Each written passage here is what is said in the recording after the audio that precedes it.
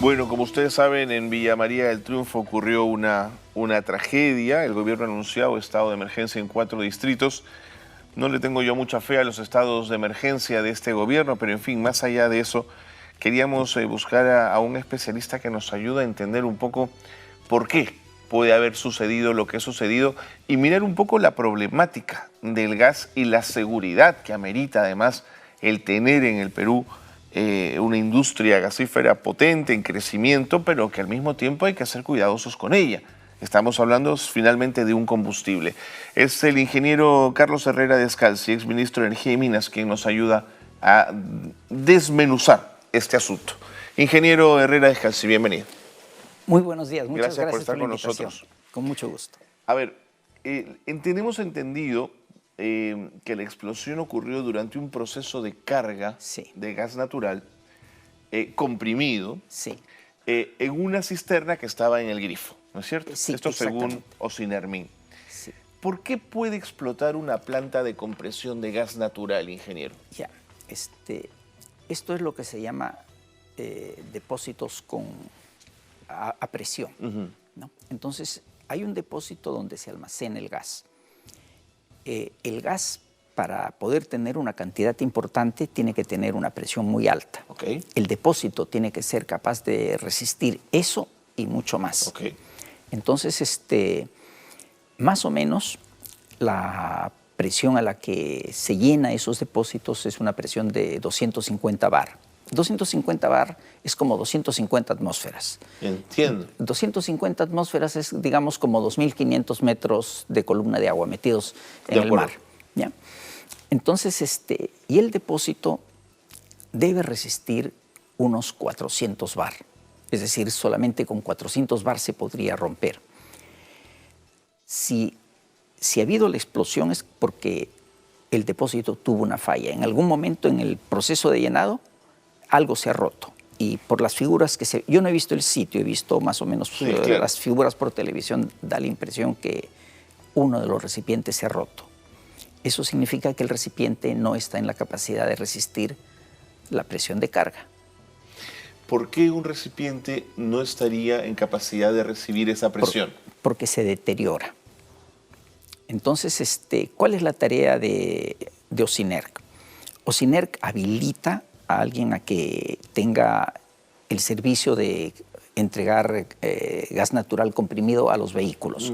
Pone una instalación, pone sus tanques de presión donde almacena el gas, tiene su sistema de cargado del gas, etc. Así es. Ocinerc tiene la obligación de revisar periódicamente esas instalaciones para estar seguro que están en buen estado, que todo está en buen estado. Hay 2 condiciones en general, ¿no es cierto? Las instalaciones tienen que estar en buen estado y tienen que estar bien operadas. Okay. Cualquiera de las 2 puede devenir en una falla como esta. En una falla como esta. Entonces, lo que se deduce es que hubo una falla. No hay otra razón para que se pueda haber producido lo que se produjo, ¿no? De acuerdo. Ahora, las revisiones a las que hace usted mención por parte de Ocinermin sin duda responden a consideraciones técnicas, ¿no es cierto?, que tienen que hacerse valer. Yo quería preguntarle si estas consideraciones técnicas tienen estándares muy altos de cumplir, casi como cuando dicen, ¿acaso somos Suiza?, ¿no es cierto?, como si los suizos fuesen de otro planeta.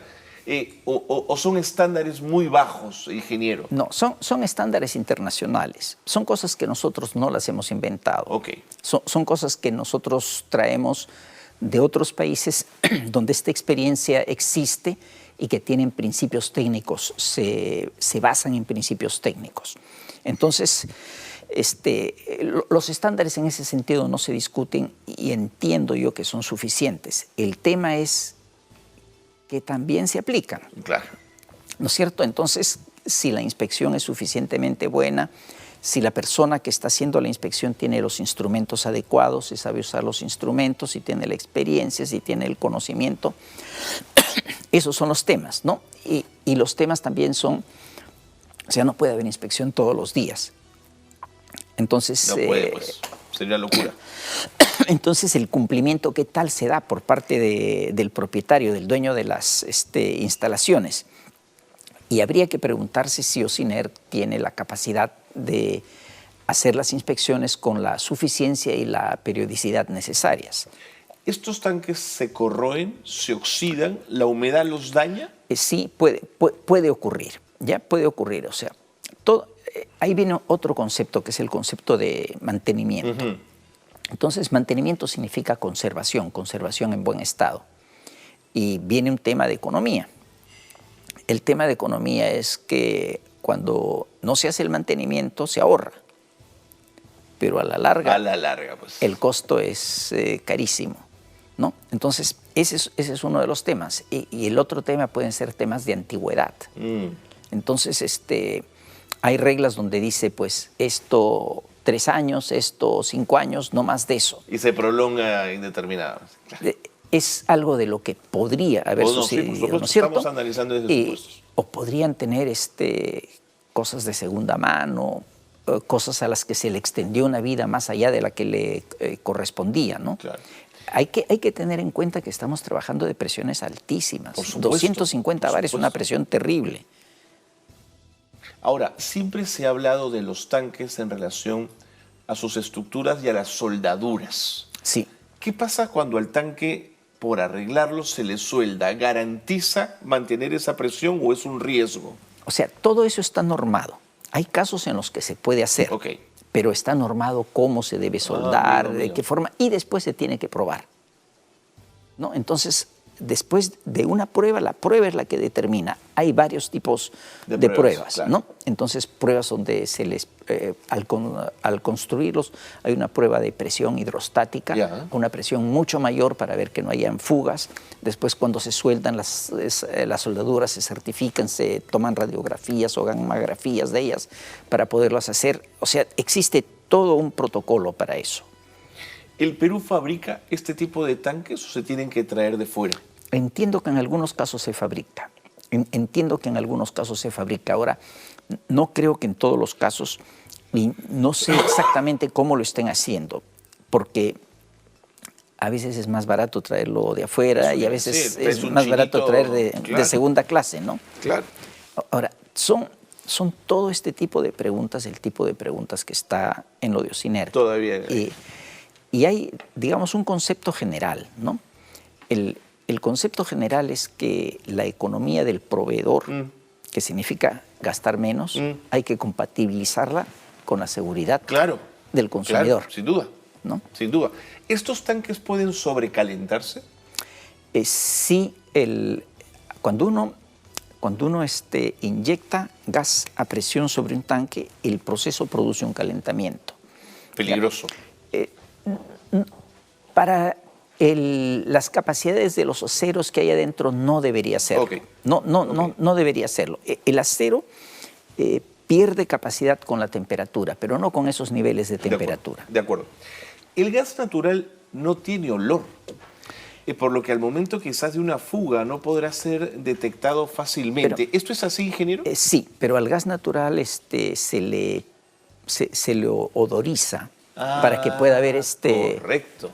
Al meterlo en el tanque se le odoriza. Para que se pueda percibir, ¿no? Entonces se lo puede percibir por el olor, se lo puede percibir por el sonido, si es que hay una fuga.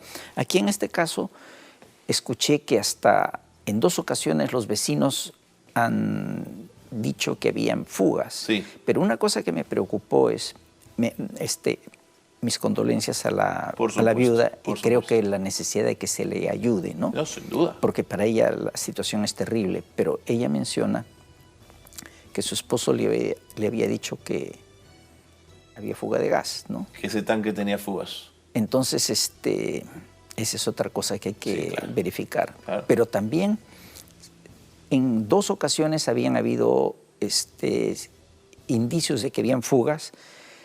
Lo han inspeccionado y ha pasado a la inspección. Entonces uno se pregunta, ¿cómo? Una vez, 2 veces y la tercera reventó. Claro. Ahora, ingeniero Descalce, siempre se nos dijo que el gas natural era la energía más segura que existe. No es tóxico, no emite partículas dañinas, pero sigue siendo un combustible al final de cuentas. Toda energía es peligrosa. Toda energía es peligrosa y por eso es que uno la tiene que saber tratar. Nosotros tuvimos un accidente hace 4 años. Esta vez ha sido gas natural. Ajá. La vez anterior fue GLP. Licuado. ¿No? Entonces, el GLP pesa más que el aire. Entonces se va al piso. Okay. El gas natural se va a la parte alta. Estuve revisando entre los videos, un video en España, donde hay una conexión de gas natural a un edificio. Se dice que ha habido un desplazamiento de tierras, entonces la conexión se ha zafado. Y el gas natural ha ido entrando al edificio. Ay, señor. Y claro, el gas natural se va para arriba, Claro. pero si tiene un techo no pasa. Claro. Entonces ha habido también una explosión, varios muertos y una tragedia. Entonces, claro, por eso le digo, entonces, por muy buena energía que sea y segura que sea, a la larga hay que saber gestionarla sin duda, ¿no? Claro, en realidad la energía no es segura en sí. Ok. Lo que la hace segura son las instalaciones. Clarísimo. Y el proceso de cuidado de las instalaciones. El Cuerpo General de Bomberos señaló que se intentaría una fuga controlada. ¿A qué se refieren con fugas controladas, ingeniero? No lo conozco realmente. No sé a qué se estará refiriendo. Yo anoche pude escuchar en algunos momentos los términos y no todos los conozco.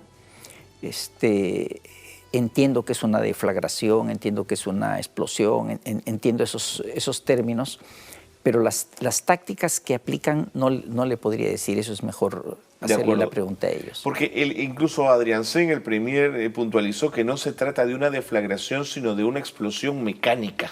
¿Por qué hace diferencias allí? Ya, ¿qué cosa viene a ser una deflagración? En una deflagración existe llama. Y entonces la llama se propaga como un frente de onda con una velocidad que normalmente está debajo de la velocidad del sonido. ¿No? Entonces es una velocidad relativamente lenta. El sonido son 1000 kilómetros, sí, son 1000 kilómetros por hora, sí, más o menos. Claro. O sea, es relativamente lento. De acuerdo. ¿Ya? Lo que he visto en este caso es que no ha habido llama. ¿Por qué no ha habido llama? Porque no ha habido un punto caliente. Si hubiera habido un punto caliente en la zona, la cosa hubiera podido ser muchísimo peor. Entonces, lo que hemos visto salir es un fluido a altísima presión. Claro. ¿No? Entonces, a altísima presión, la presión se eleva y se producen ondas de choque. Esas ondas de choque son las que son capaces de derribar paredes. Claro, chocan con las paredes, claro, a medida que avanza. Pero es una presión altísima, ¿no? Claro. Que se transmite. Entonces, pero no ha habido combustión. Entonces, entiendo que el sentido que he querido expresar es ese, ¿no? De que no ha habido fuego, pero sí ha habido presión, una presión altísima. De acuerdo. ¿Es el gobierno local el encargado de supervisar el mantenimiento de estos equipos de gas junto a Ocinermin o es solo exclusividad y responsabilidad de Ocinermin, ingeniero? Yo entiendo que en la gran mayoría de gobiernos locales no tienen esa capacidad. No tienen. Los gobiernos locales lo que hacen es dar un permiso, dar una licencia después de que se han cumplido ciertos requerimientos, ¿no? Entonces, ellos pueden hacer inspecciones, pero de lo que yo he visto, las inspecciones son de otra naturaleza. La inspección técnica, la inspección que da el permiso, que certifica que están cumpliendo, es la de Ociner. ¿Ayudaría que el gobierno local tenga esta expertise o complejizaría más todo, ingeniero? Es duplicar esfuerzos. Si uno lo hace bien... ¿Y lo hace bien? Suficiente, ¿no es cierto? Eso sería el sentido de la economía. Lo otro podría ser algo puntual y quizás una revisión un poco más inteligente, verificando que se hayan cumplido los plazos de mantenimiento, la vida de los equipos, una serie de temas que por último uno los puede recibir informáticamente, analizar a través de un programa y saber si tiene que ir a un sitio o no, y eso cruzarlo con otras informaciones, ¿no? Pero la información técnica creo que con Ociner debería ser suficiente. De acuerdo. Y a nivel de combustible peligroso, el gas natural y el gas licuado, ¿cuál es más peligroso y por qué, ingeniero? Fíjese, depende de las circunstancias. Si estamos en una casa, si estamos en una cocina y sale el gas licuado, se va a quedar en el piso. Se va a quedar en el piso. Entonces, si una persona produce una chispa con el celular, al prender la luz eléctrica, cualquier cosa, va a explosionar algo y el fuego le va a venir del piso, no hay forma de que se escape. Y si allí fuera gas natural y estuviera en un ambiente abierto, se va hacia arriba. Pero si es un ambiente cerrado, el gas natural se le queda en el sitio y también... generaría lo mismo, digamos. Sí. Claro. O sea, se dice a modo de propaganda, ¿no es cierto?, que uno es menos peligroso que el otro, y en realidad depende de las circunstancias. Y, la energía eléctrica también es peligrosa. Seguro. ¿No? Toda energía es peligrosa. Entonces, la forma de poderla tratar es las medidas de seguridad, conocer las medidas de seguridad. Quizás las medidas de seguridad es algo que deberían enseñarse desde temprano a los niños, ¿no? Como a parte de una el olor cultura. Del gas, saber lo que significa, ¿no? Sí, y los porqués. Y los porqués, claro. ¿No? Claro. Ingeniero, quizás abro un poco la conversación, pero me quedé pensando en un concepto que se refieren, que quería consultarle, que es el de quemar gas en la planta de petróleo. ¿Por qué se quema gas en la planta de petróleo? ¿Qué se busca con ese quemado? Ya. Eso es lo que se llama el venteo del gas. Venteo. Ya. El gas tiene principalmente metano, CH4. Claro. El metano es un gas de efecto invernadero más nocivo que el CO2. Entonces, en algunas operaciones petroleras o en las plantas, tienen un exceso de gas que no tienen que hacer con él. ¿Qué hacen con él? Porque si hay un sistema de tuberías donde uno lo pudiera inyectar para ser utilizado, perfecto. Pero si es un residuo, lo echan a la atmósfera. Entonces, para no echarlo como tal a la atmósfera, lo queman. Entonces, hay veces que uno pasa por las plantas en unas enormes antorchas allí en el norte, especialmente. Sí, ¿no? que claro. se ven Están allí, quemando metano. Están quemando metano. Entonces, en algún momento ha habido dispositivos para que eso no se queme y obligarlos a darles un buen uso.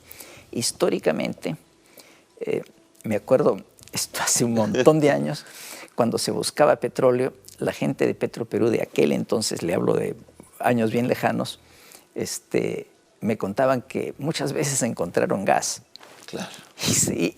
Y maldecían encontrar gas porque no les servía para nada. Tenían que cerrar el pozo porque no tenía uso. Claro.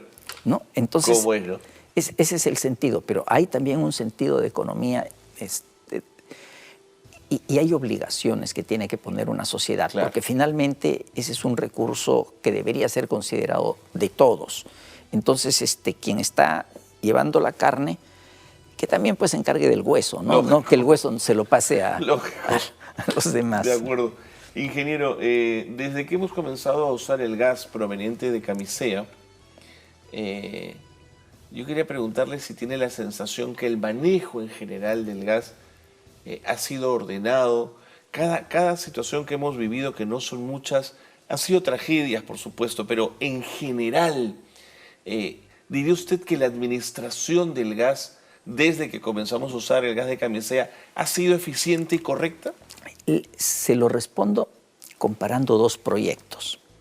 ¿Ya? Camisea tuvo todo un proceso de licitación, una negociación. El proyecto se firmó el 9 de diciembre del año 2000 para que estuviera en agosto del 2004 y estuvo en agosto del 2004. Ajá. Desde ahí ha operado todo. El gasoducto del sur. El gasoducto del sur todavía sigue siendo un elefante blanco. Sigue esperando. ¿Verdad? Entonces, comparar uno con otro dice bastante. Yo creo que Camisea fue muy bien llevado por las empresas, lo ejecutaron muy bien. O sea, las cosas se hicieron en los plazos, se hicieron bien, las calidades se hicieron bien. La distribución es la que usted en tal caso... Yo a la distribución le veo el punto que se está cumpliendo con la distribución, pero la distribución no se considera un negocio cuando se trata del sector residencial y sí se considera un negocio en el sector industrial. Industrial, claro. En la zona donde vivo están tendiendo ductos. Yeah. Frente a mi casa pusieron los ductos hará un par de años. Yeah. Me enteré que era gas porque pregunté. Sí, En mi concepto, lo lógico sería que si alguien está poniendo gas, tubos de gases para venderlo. Claro. Entonces que unos meses antes, algún tiempo antes, Tenga tu tendrían que equipo haberle dicho comercial tocando la puerta, a claro. todos los vecinos, Lógico, explicándoles, lógico. Claro. etcétera. Eso no ocurrió. No ocurrió, ni nos enteramos. Entiendo. Ni nos enteramos. Entonces, me da la impresión que en esto lo que se hace se cumple con una obligación, pero no hay realmente el interés que sí lo hay en los casos comerciales, ¿no? De acuerdo. Bueno, me queda poco tiempo, ingeniero Herrera Descalzi, pero no quiero dejar de preguntarle por Southern, que espera reactivar el proyecto Tía María luego de la verificación del entorno social apropiado. ¿Por qué Tía María sigue siendo el gran proyecto esperado y no realizado, ingeniero? Esto tiene una historia antigua. Yo la conocí de mucho tiempo antes, cuando terminé cuarto de ingeniería. En esos años en esos tiempos era por años. Okay. Entonces nos dieron a escoger las prácticas. Y yo me acuerdo, yo escogí a Southern. Me tocó ser el primero en escoger práctica y fui a Southern. Muy bien. Entonces, un poco conocí lo de Southern. Conocí la zona del sur, etcétera. Y conocí también que había una vieja historia porque la fundición emitía una cantidad de gases que para los agricultores les resultaban nocivos. Era una afectación, claro. Y entonces había una vieja lucha entre los agricultores y Southern, y la empresa minera. Son años de muy baja regulación, además, seguramente. No existía regulación. De acuerdo. O sea, la regulación apareció en los 90. Claro. ¿No? Entonces, los agricultores, la gente sentía que no le hacían caso. ¿No? Y se generan esos rencores. Y eso es un sustrato, ¿no? Una base. Pero es digamos, son unos odios antiguos que vienen de bien atrás. Y ese es un tema fundamental. Años después, hace no mucho tiempo, fui al sur y fui por carretera. No era el momento de los conflictos entre Southern y Tía María. Ya se habían producido, estábamos en ese interregno, pero no era el momento en que se estaban dando las protestas. Y cuando pasé por la zona del sur, vi una serie de carteles antiminería, antimineros. Entonces, en las zonas de Islay, ¿no? Entonces, hay un tema poco racional entre la población que sí tiene una disposición negativa hacia Southern. He escuchado otras historias. Entonces, creo que la única manera de levantar el tema es la conversación entre Southern y la población, porque el proyecto es bastante bueno, tiene muy buenos beneficios y se pueden dar todas las garantías necesarias. El no uso del agua, el uso de agua de mar, incluso se debería dar ofrecimientos de poder dar algo más de agua, algunas condiciones, ¿no? Mercados para la agricultura, o sea, hay muchas cosas que se podrían negociar, pero eso dependía básicamente de la empresa. Entonces, para mí, la única forma de levantar esa barrera es una negociación entre la empresa y la población. Basada en la confianza, además, ¿no? Basada, sí, exactamente. Que es siempre lo más complejo. Ingeniero, siempre es un gusto conversar con usted. Me quedaría un buen rato, pero tengo que recibir a otros invitados que nos están esperando. Gracias. No, muchísimas gracias a usted. Por ayudarnos siempre con estas cosas tan A sus órdenes siempre. Muchas gracias. Carlos Herrera Descalzi ha estado con nosotros, exministro de Energía y Minas. Pausa y volvemos.